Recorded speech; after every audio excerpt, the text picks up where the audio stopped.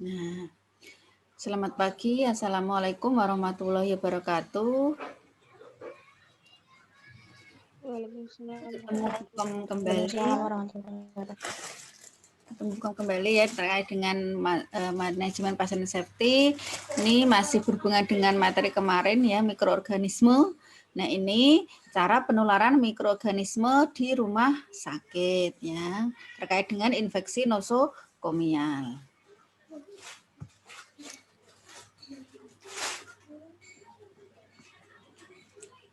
Vin, adek tolong dianu Vin.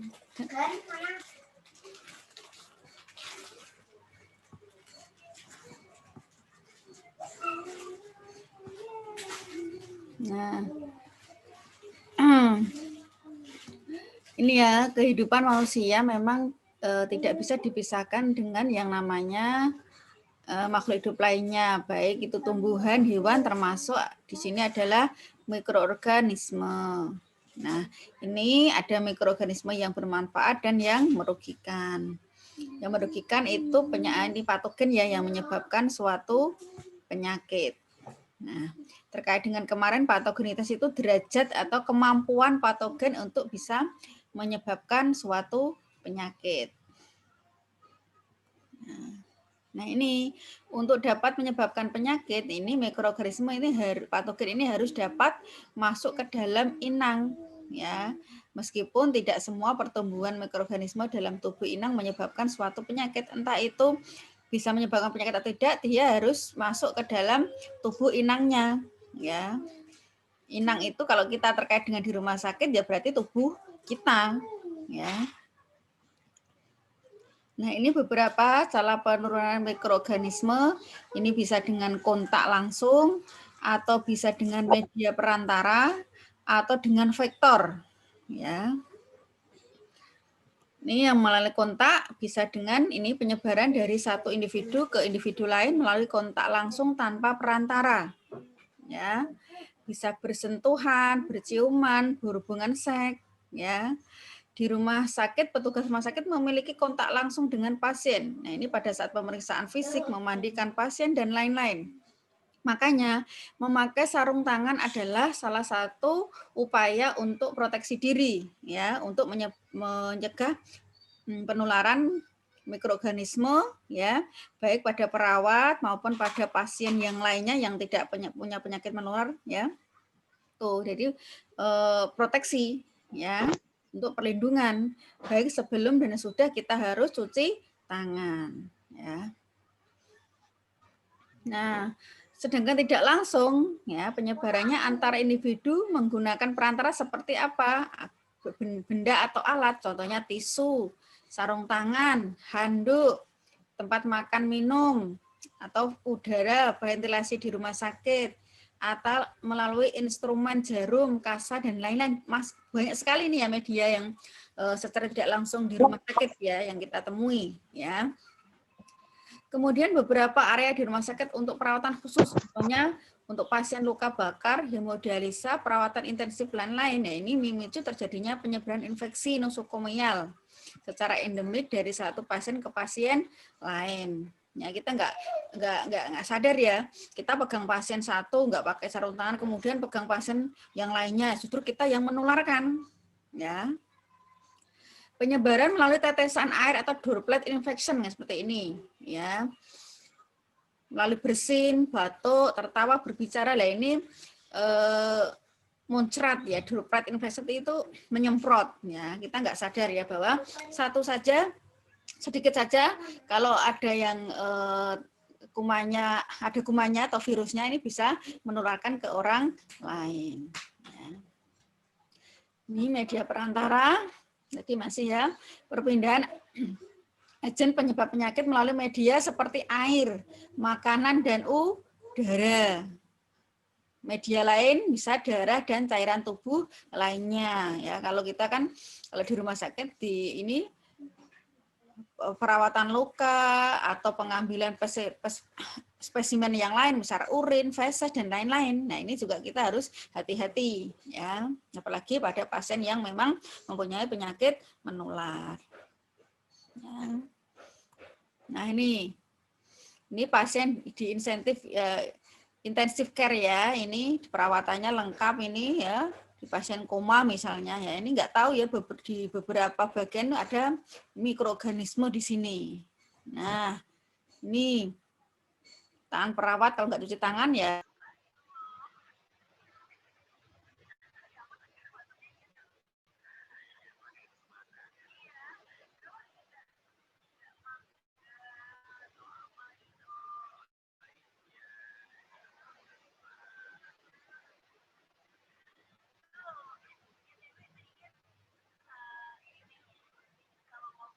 Maaf Bu, mikrofonnya mati.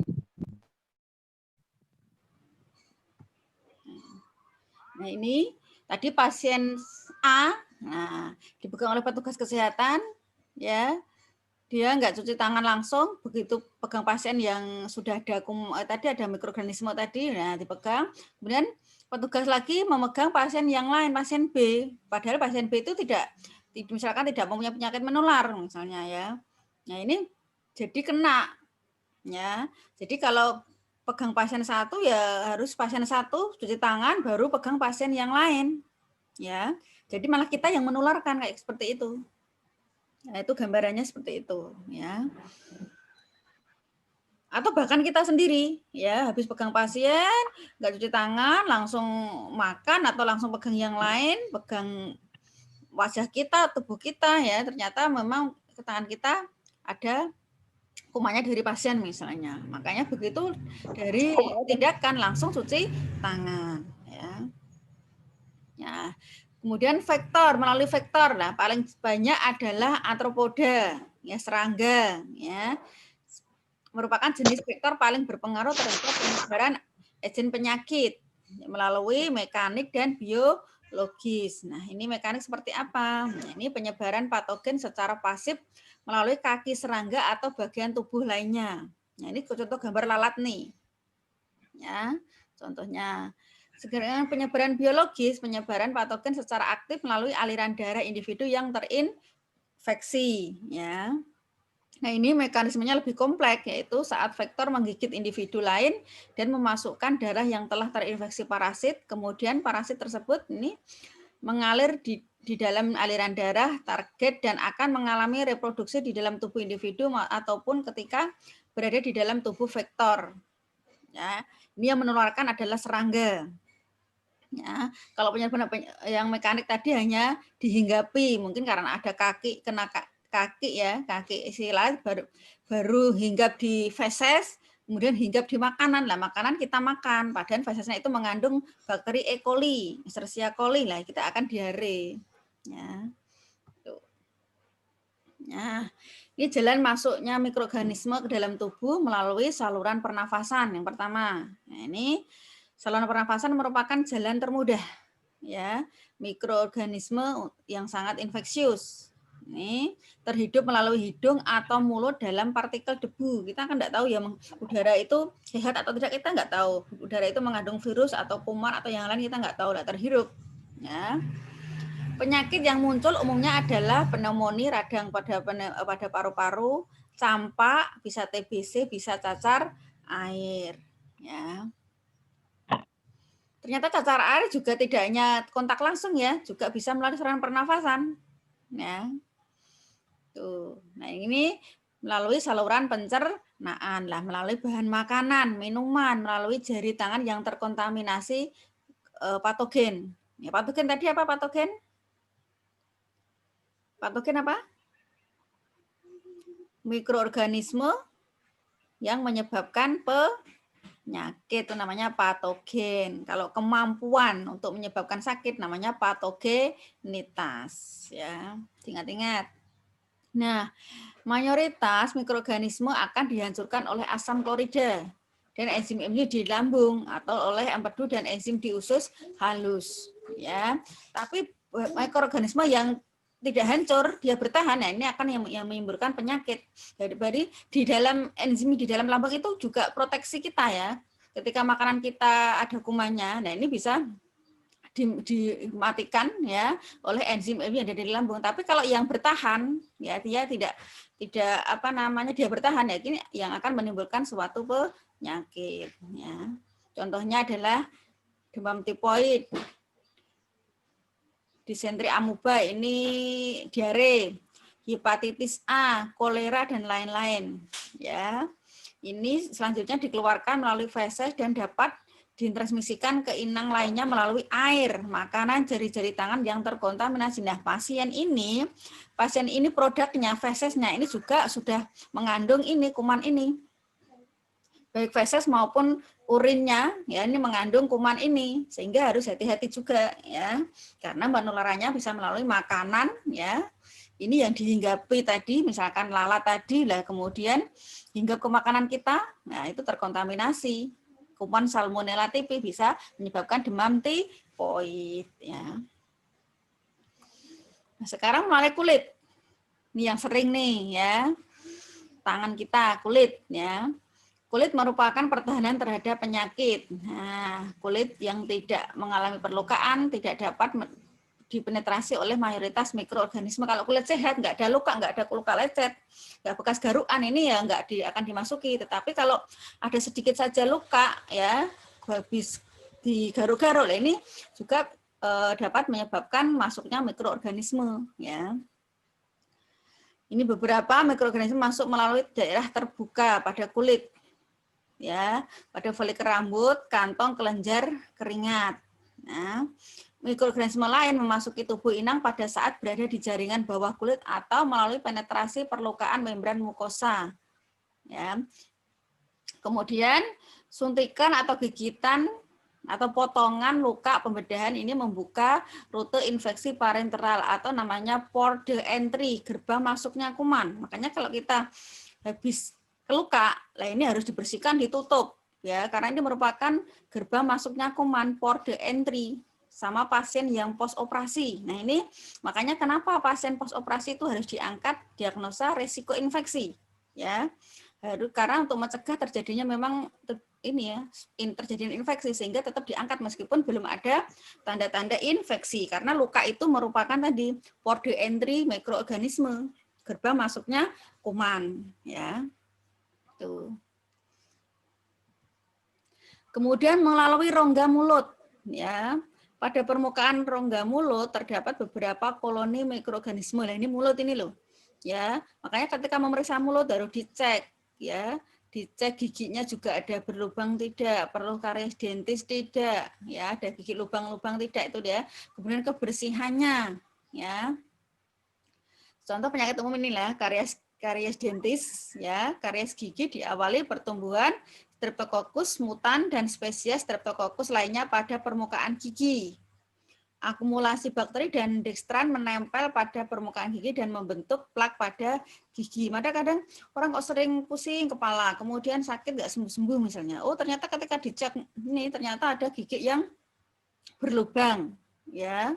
Ada kumannya ketika sudah dicabut. Nah, ternyata sakit kepalanya berkurang atau hilang. Nah, ini berarti sumbernya adalah di mulut, ya.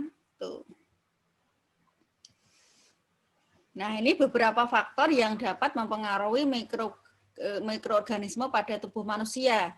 Nutrisi, ya, kebutuhan nutrisi seseorang sendiri, ya. Kemudian kebersihan atau higien seseorang, ya. Kemudian dari lingkungan itu sendiri. Kemudian juga dari penerapan prinsip-prinsip kesehatan. Kalau ini terkait dengan baik kebersihan, pola makan, dan lain-lain. Ya, ini merupakan cakupan dari tiga ini, dari baik nutrisi, kebersihan, lingkungan. Karena penerapan prinsip-prinsip sehat itu kan harus ini ya, nutrisinya juga tahu ya, kebutuhan nutrisi untuk tubuh, ya. Kemudian kebersihan perorangan atau higien, kemudian juga dari lingkungan, ya. Itu harus diperhatikan supaya ini mikroba ini tidak mudah masuk kepada tubuh manusia, ya. Semakin gizi kita kurang, nah ini ya, imun kita kan menurun ya. Ya, akhirnya kuman apapun atau mikroorganisme jenis apapun akan lebih mudah masuk ke tubuh kita, ya. Kebersihan seseorang lah ini, ya. cantik, ganteng, kalau tidak bisa menjaga kebersihan dirinya sendiri, ya ini akan mudah terkena penyakit. Entah itu gatal-gatal, gatal-gatal itu juga penyakit loh ya, seperti panungan, koreng, nah itu.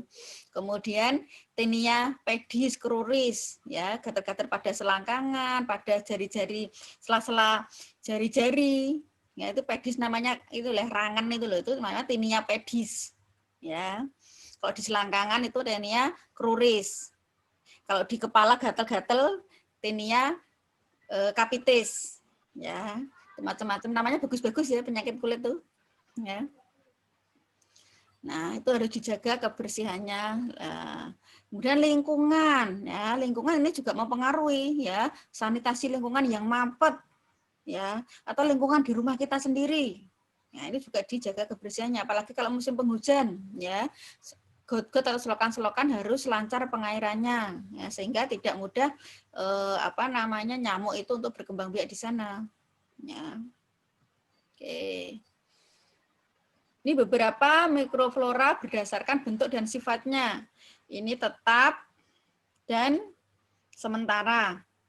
Tetap itu keberadaan mikroorganismenya akan selalu tetap, baik jenis ataupun jumlahnya. Jika ada perubahan akan kembali seperti semula. Ya, tempat di tetap itu kalau dia di usus ya, dia berkembang ya di usus, ya. Tuh.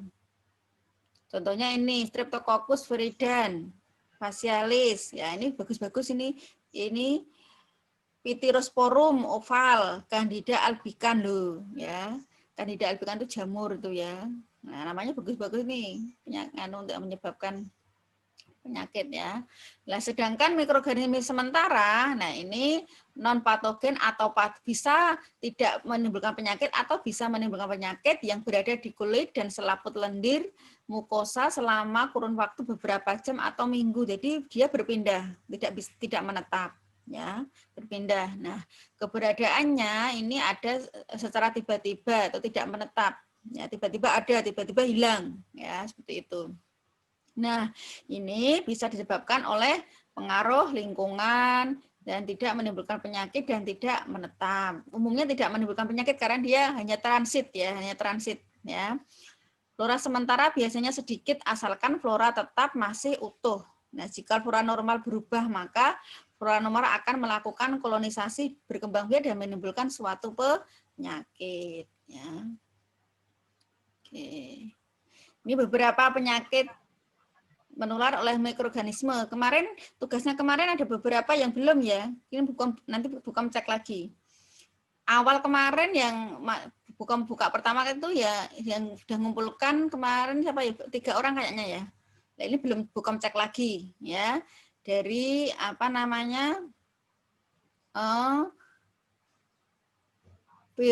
COVID kemarin ya. Nah, yang tugas pertama kemarin yang belum ada itu Nanda. Gimana? Gimana? Siapa? Ya, yang tugas pertama kemarin yang belum ada Nanda. Cuma nanti tak cek lagi coba. Yang kedua kemarin baru 3 orang. Belum cek lagi. Hari ini nanti bukan cek lagi ya. Yang belum siapa. Ya. Oke, nah ini beberapa penyakit menular. Contohnya influenza, TBC, muntaber, cacar air, chickenpox.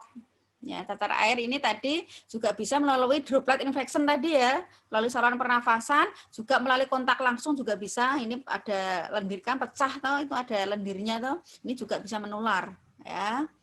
Punya kontak langsung dengan penderita atau melalui udara tadi, bersin tadi ya. Nah, demam tipoid. Ya, ini Salmonella typhi, kumannya namanya ya, melalui makanan yang tercemar bakteri Salmonella ya. Campak, ya, melalui virus golongan para myxovirus. Cara penularan melalui cairan ludah penderita ketika batuk dan bersin. Ini droplet infection. Jadi bukan kontak langsung. Ya, ini melalui droplet infection. Kalau cacar air tadi bisa melalui droplet pernafasan, bisa juga melalui kontak langsung. Ya, kalau ini enggak. Nah, masih banyak lagi, ya, bukan hanya contohnya sedikit saja, ya. Apalagi kayak virus kayak HIV/AIDS, ya itu juga bisa menular. Apalagi hepatitis B, hepatitis A, apalagi COVID yang TBC bisa nggak, Bu? gimana? Kayak COVID juga menular. TBC bisa nggak? TBC ya, iya tadi ada TBC ini. Nah, TBC pasti itu menular ya. Influenza itu cepat sekali ya. Influenza itu cepat sekali. Ya. Banyak lagi ya, itu hanya beberapa contoh saja yang ya. Sebelum bukom akhirnya ada pertanyaan? Intinya kalau kita Bu, kalau apa? ya, ya siapa yang tanya? Kalau itu loh, kuman salmonella itu bisa dari itu enggak, Bu? Apa telur yang belum matang? Setengah matang itu bisa enggak, Bu? Yang penting apapun ya, apapun itu makanan apapun, yang penting kalau terkontaminasi kuman itu ya menimbulkan penyakit. Kalau telur setengah matang nggak ada penyakit, itunya nggak bisa ya. Yang penting apapun ya, tangan kita ada kuman itu ya bisa menularkan makanan jenis apapun ya. Telur kalau tidak terkontaminasi ya tidak, kalau terkontaminasi masih ya bisa. Katanya itu. Karena cara penularannya itu tadi katanya makanan-makanan yang belum matang gitu. Kalau makanan belum matang, bakteri apapun bisa, tidak hanya Salmonella typhi. Ya, tidak hanya Salmonella. Ya. Bakteri apapun bisa, virus ya juga bisa, bakteri bisa, kuman ya bisa. Tidak hanya Salmonella typhi. Ya. Salmonella typhi itu kalau pasien sudah terkena itu berarti produknya feses, urin ini juga sudah mengandung itu. Makanya harus ini hati-hati lah dari segi tempat makanan, minuman, ya. Kalau nggak dibersihkan dengan baik, kemudian dipakai orang lain ya juga bisa menularkan. Kalau dia nggak bersih ya, tadi ya, sendok, piring, gelas, ya. Kemudian di kamar mandi ketika pipis nggak diguyur dengan bersih, kemudian itu menempel, ya. Atau fesesnya dihinggapi oleh lalatnya tadi hinggap ke makanan kita yang mau kita makan bisa. Ya. Tetapi orang yang kena tifoid biasanya memang virusnya itu virusnya kumannya itu memang jadi karier ya, dia pembawa karier. Jadi suatu saat juga bisa muncul lagi kalau imun kita drop. Ya. Makanya kan sering kadang ya orang tifoid besoknya lagi terserang lagi, sudah dewasa juga terserang lagi. Memang itu karier ya. Dia suatu waktu bisa menimbulkan penyakit ya, bisa menyerang kita ya. Kalau imun kita drop ya. Ada lagi ya, memang kalau masak ya yang ini ya, yang matang, tapi jangan kematangan. Kalau terlalu matang juga gizinya ada yang hilang ya. Ada juga beberapa makanan yang memang masaknya tidak boleh sampai matang banget ya. Yang penting teknik pembersihannya waktu sebelum dimasak juga harus ini ya, terjamin kebersihannya. Ya. Lebih dari tanah, dicuci hanya 1 kali, kemudian dimasukkan, langsung dimasak, ya hanya 1 kali dicuci lah, itu masih aja ada karena ada beberapa mikroorganisme yang tidak mati ketika dimasak dengan suhu berapa derajat, ada yang masih bisa hidup cadangan ya. Kayak kangkung itu loh, kangkung itu kan memang enaknya kan memang nggak mateng ya, setengah mateng ya. Nah kita nggak tahu di dalam batangnya itu ada telur cacing atau ada lintah, kita nggak tahu, makanya harus dibuka itu. Ya. Emang enaknya memang setengahan dan gizinya memang banyak ya di setengah matang itu. Tetapi kita bagaimana cara membersihkan sebelum dimasak. Ya. Tuh. Ada lagi? Yang anak kos ini yang hati-hati ya, kadang kan tempat makan bergantian ya. Atau makan di warung, kita nggak tahu cara menyucinya bagaimana. Lebih baik pakai tangan aja. Atau sedia itu loh. Sendok itu kan murah ya, yang sendok bebek itu kan murah ya. Kan habis disposable itu, habis buang, habis dipakai dibuang. lebih enak tuh bawa itu lah, terjamin kesehatannya, kebersihannya. Ya. Untuk mencegah saja, karena kalau di warung kan kita nggak tahu bekas dipakai siapa dan membersihkannya apakah betul-betul dalam pencuciannya itu baik tidak, kan nggak tahu ya. Tuh. Ada lagi?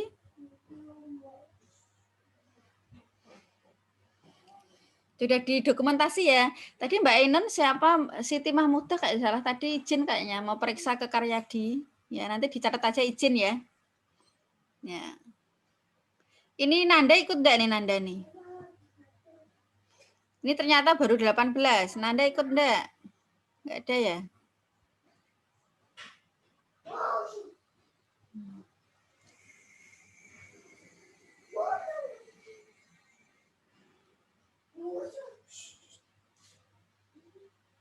Sudah dapat kuota semua ya? Yang belum siapa yang belum? Yang simpati sudah. Anak saya XL aja dapat. Ya, Bu. Gimana? Udah, Bu. Ya, Bu. Dian dapat? Yes sih, belum dapat, yes. Saya belum, Bu.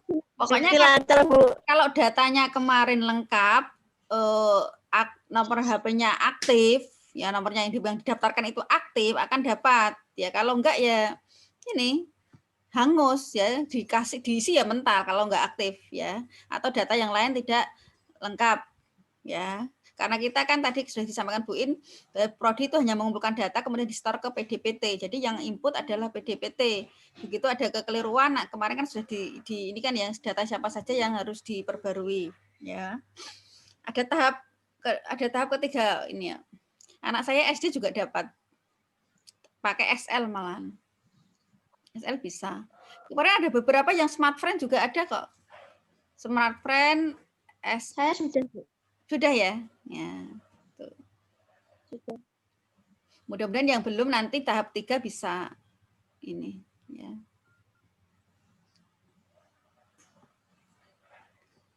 Baik, ada pertanyaan? Tak dokumentasikan dulu ya. Tolong gambarnya diperlihatkan. Tasya, Devi, Sulis, Risma, Suci, bangkit, ayo bangkit. Bangkit, ayo bangkit. Berbangkit, jangan tidur terus, bangkit. Bu Edir.